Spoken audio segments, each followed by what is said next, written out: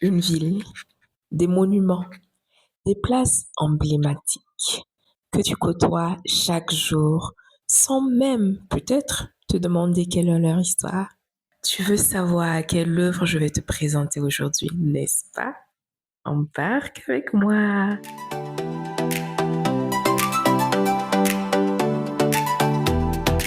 Hello, hello! Bienvenue dans ce tout nouveau numéro de Farafine Reads avec Amélia. J'espère que tu vas bien et que le mois d'avril t'a été hautement bénéfique. Moi, oui, ça va. Dieu merci. Aujourd'hui, nous restons au Burkina Faso, précisément à Ouagadougou avec cette œuvre, l'inspecteur Kaliam. Je te parle d'abord de l'auteur, Tony Ouedraogo.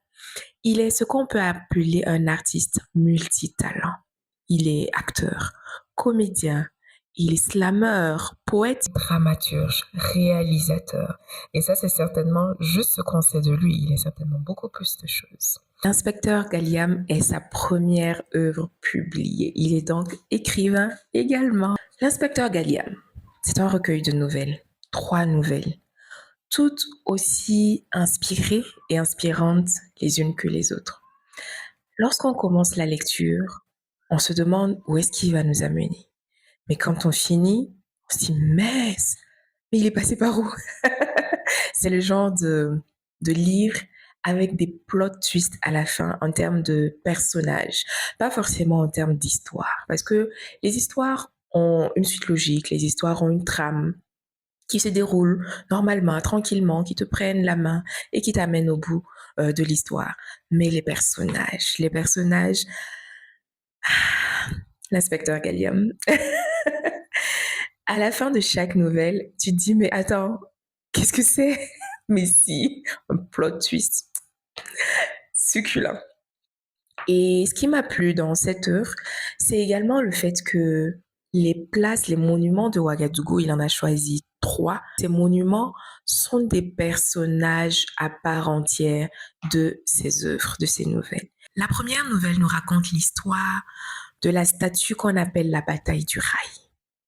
Une histoire romancée, bien entendu. Mais elle nous ramène dans des années assez intéressantes. Et je me rappelle, je l'ai lu en 3 heures, peut-être même moins, si je m'étais vraiment concentrée, si je n'étais pas en train de lire et de discuter à gauche, à droite. Parce que lorsque je lisais la première nouvelle, j'ai demandé à mon père si Thomas Sankara jouait de la guitare. Il m'a dit oui, il était dans un groupe, telle bande. Il m'a parlé de l'histoire et elle était gravée dans cette œuvre. Il me demande, tu es en train de lire une œuvre sur Thomas Sankara? Je dis non, je suis en train de lire un livre où un passage relate juste cette vie du président Thomas Sankara. Ça m'a rapproché de cette époque-là où j'étais pas consciente. J'étais née, mais je n'étais pas vraiment consciente. Ou j'étais pas née, je ne sais plus. Bref. Donc, parce qu'il n'y a pas de date. La deuxième nouvelle nous amène au théâtre populaire.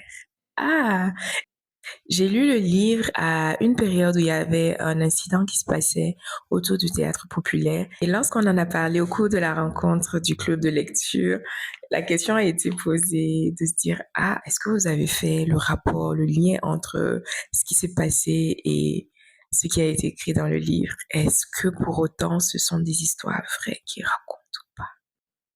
On a demandé à l'auteur, il a dit non.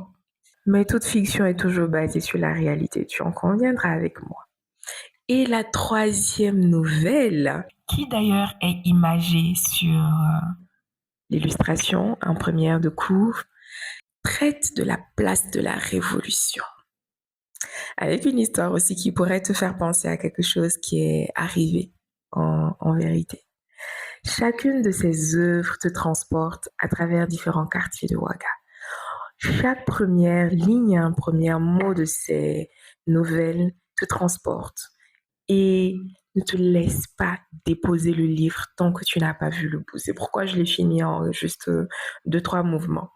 C'est une œuvre très légère qui se laisse boire, qui se laisse avaler, qui se laisse ingurgiter, très aérée, dans un style accessible, un style même un peu poétique. Franchement, je pense que l'amour des mots, l'amour de la poésie, du slam de l'auteur se retrouve aussi dans cette œuvre.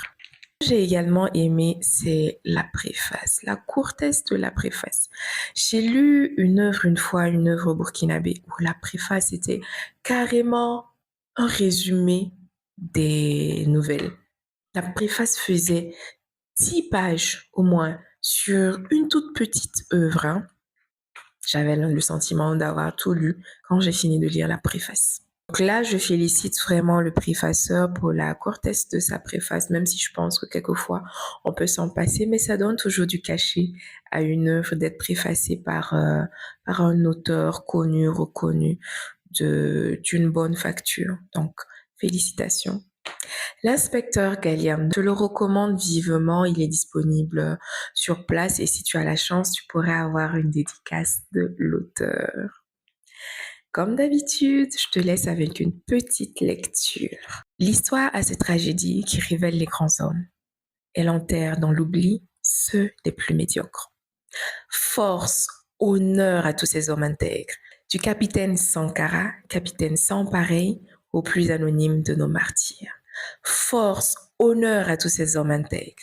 Du journaliste Norbert, journaliste hors pair, à la plus anonyme de nos plumes. Ce texte a été écrit par Feu Amidou Valiant, un membre du collectif Consonne et Voyelle, dont l'auteur est également membre. J'ai beaucoup aimé ce texte et j'avais envie de te laisser sur ces notes, sur ces mots. Je t'encourage vivement à lire cette œuvre, à la partager, à la recommander aussi, à laisser un petit mot en bas de la vidéo, à t'abonner à la chaîne si ce n'est déjà fait, à liker la vidéo, à la partager pour que grandisse la communauté des lecteurs, n'est-ce pas? Je te dis à très bientôt pour une nouvelle œuvre que nous allons découvrir ensemble.